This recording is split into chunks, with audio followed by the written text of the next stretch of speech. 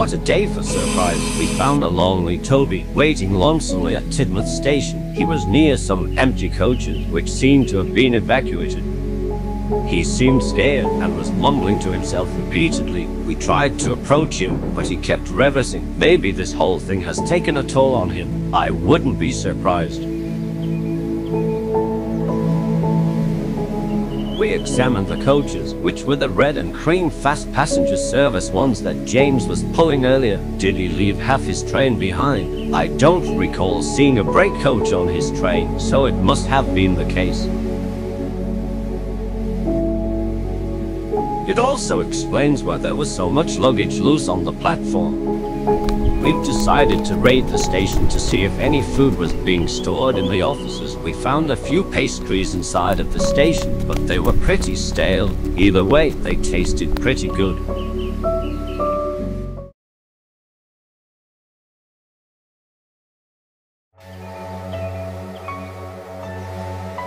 Everything just happened at once. My hand is shaking right now, and I'm barely able to write.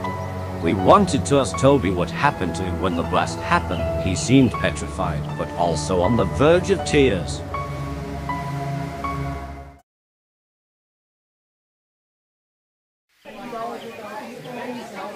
While James had just finished shunting his coach together for his next train, Toby was traveling down the line to collect Henrietta from Crovan's Gate Works, who was getting her windows replaced and a new coat of paint. He soon stopped at a signal at Tidmouth and talked to James, who was complaining about how he had to shunt his own coaches.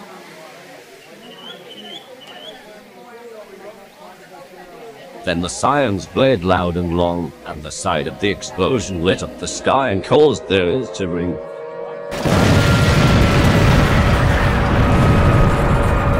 James and Toby were petrified and urged people to get into the coaches. However, only after the train was coupled up, and there was no time to grab the shunter's pole and hook them together. Toby then realized that Henrietta would be endangered and might be affected by the blast. James yelled at him to push the brake coach and two others up the line with him to protect the passengers. Toby didn't listen. The brown box slid towards the works. James furiously pulled the coaches out of the station as fast as possible while leaving 3 behind in the process, while the determined tram engine headed straight towards the direction of the blast. As the shockwave hit the station, some of the stranded passengers ran for the hills.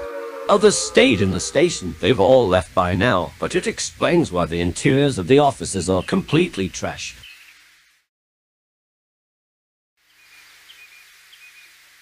Toby proceeded to cry, saying how he was sorry and how he just wanted Henrietta to be safe. Honestly, I was just glad he was safe. I learned that wood isn't affected by radiation, so it made logical sense that he was fine. Then a voice called out from inside of him out of the blue, in a deep groggy voice, which said something like, "It's all your fault, Toby.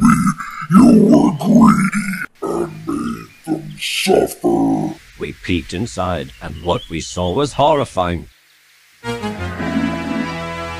Toby's smoke box had become sentient. A mangled face which resembled one of a troublesome truck, with heat burns mostly on the right side of its face, was located right behind where Toby's face would be. That was when it hit me. He wasn't mumbling to himself earlier. He was talking to the voice inside his head.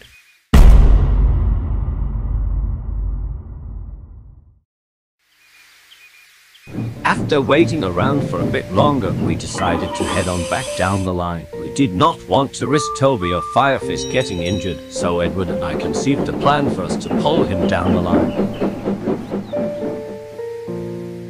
As we traveled on, Toby was breaking down more and more. Edward, being the wise sage he was, used his kind words to calm Toby down and reminded him that they would find Henrietta. I felt a sudden jerk as Edward applied his brakes. We peered out from the side of his cab and saw Thomas steaming idly in front of us with his signature triumphant smirk. Leonard stuck his head out of the cab, saying how good of a job he did for driving his first steam engine. We heard Thomas' other cab door open. As the mysterious figure leaned out of the cab door, he was rather rotund, really quite round, but we didn't see him like that to us. He seemed to be a shining light in a deep dark pit. Sir Bertram Topham Hatt.